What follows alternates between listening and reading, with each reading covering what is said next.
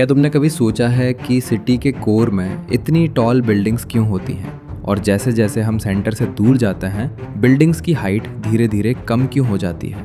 क्या ये सिर्फ एक पैटर्न है जो हम देखते हैं या इसके पीछे हिडन है कोई इकोनॉमिक लॉजिक?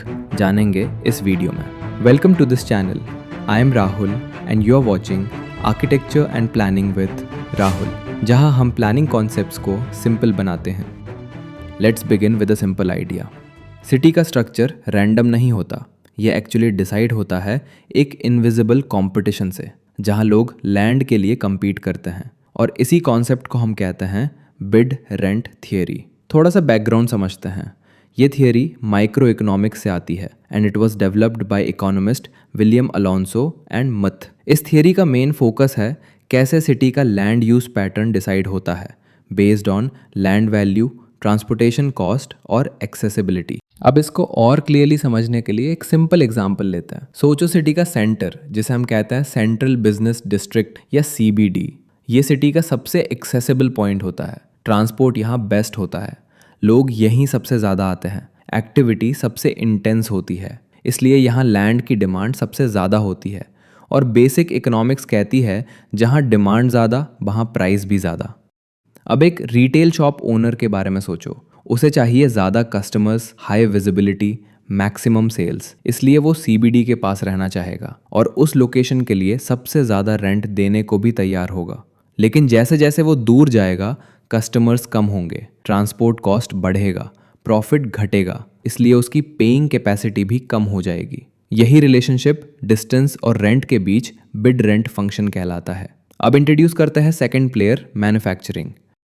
मैन्युफैक्चरर्स को भी एक्सेसिबिलिटी चाहिए, लेकिन रिटेलर्स जितनी नहीं। उनके लिए इम्पॉर्टेंट है स्पेस, बड़े प्लॉट्स, स्टोरेज, प्रोडक्शन।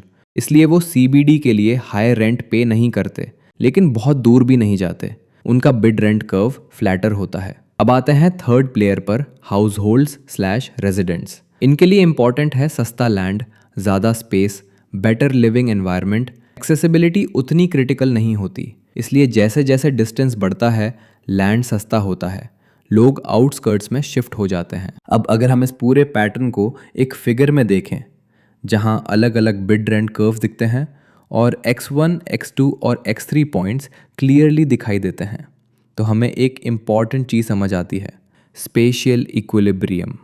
ये एक ऐसी कंडीशन होती है जहां सिटी का लैंड यूज पैटर्न स्टेबल हो जाता है, यानी CBD के पास X1 तक रिटेलर्स डोमिनेट करते हैं क्योंकि वे सबसे ज़्यादा रेंट देने को तैयार होते हैं। X1 के बाद और X2 तक मैन्युफैक्चरर्स लैंड ऑक्यूपाई करते हैं क्योंकि इस रेंज में उनकी बिड सबसे ज़्यादा होती है। और X2 के बाद रेजिडेंशियल यूज़ डोमिनेट करने लगता है क्योंकि यहाँ हाउस होल्ड्स कंपैरेटिवली ज़्यादा बेनिफिट में होते हैं। स्पेशल इक्विलिब्रियम ये एक ऐसी कंडीशन होती है जहाँ सिटी का लैंड यूज़ पैटर्न स्टेबल हो जाता है, यानी रिटेलर्स X1 के बाद लैंड के लिए compete नहीं करते। दूसरे शब्दों में हर लैंड यूज़ उसी जगह सेटल हो जाता है जहां उसे मैक्सिमम बेनिफिट मिलता है, और यही स्टेबल अरेंजमेंट कहलाता है, स्पेशियल इक्विलिब्रियम। अब यहाँ एक इंटरेस्टिंग सवाल उठता है, अगर सिस्टम इंसेंटिव्स पर बेस्ड है तो क्या हम प्लानर्स इस सिस्टम को इन्फ्लुएंस कर सकते हैं? हाँ बिल्कुल। अगर गवर्नमेंट चाहे तो वो इंसेंटिव्स क्रिएट कर सकती है किसी पर्टिकुलर लैंड यूज़ के लिए, जैसे किसी एरिया में इंडस्ट्रीज़ को प्रमोट करने के लिए सब्सिडी देना, किसी एरिया में रेजिडेंशियल पर्पस के लिए लैंड कॉस्ट कम करना या टैक्स बेनिफिट्स देना। इससे क्या होगा, कुछ एक्टिविटीज़ अट्रैक्ट होंगी जो उस जगह के हिसाब से सबसे सूटेबल होंगी और कुछ एक्टिविटीज़ डिस्करेज होंगी, और धीरे धीरे लैंड यूज़ पैटर्न बदल सकता है। यानी planners indirectly bid rent structure को मॉडिफाई कर सकते हैं और सिटी का ओवरऑल फॉर्म शेप कर सकते हैं। बट इससे अचीव क्या होगा? इससे अचीव किया जा सकता है better land use planning, reduced congestion और सबसे important improved quality of life. अब वापस आते हैं अपने क्वेश्चन पर, सिटी सेंटर में टॉल बिल्डिंग्स क्यों होती हैं और डिस्टेंस के साथ हाइट क्यों कम हो जाती है? इसका आंसर मिलता है रेंट ग्रेडियंट। CBD के पास लैंड सबसे महंगा और डिमांड सबसे हाई होती है, इसलिए लैंड का यूज़ सबसे इंटेंसिव होता है और टॉल बिल्डिंग्स डेवलप होती हैं। जैसे जैसे हम दूर जाते हैं लैंड वैल्यू कम होती है और डिमांड कम होती है, इसलिए लैंड यूज़ की इंटेंसिटी भी कम होती है और बिल्डिंग्स की हाइट भी कम हो जाती है। तो जो पैटर्न तुमने देखा, सेंटर में टॉल बिल्डिंग्स और आउटस्कर्ट्स में लो राइज, वो रैंडम नहीं है।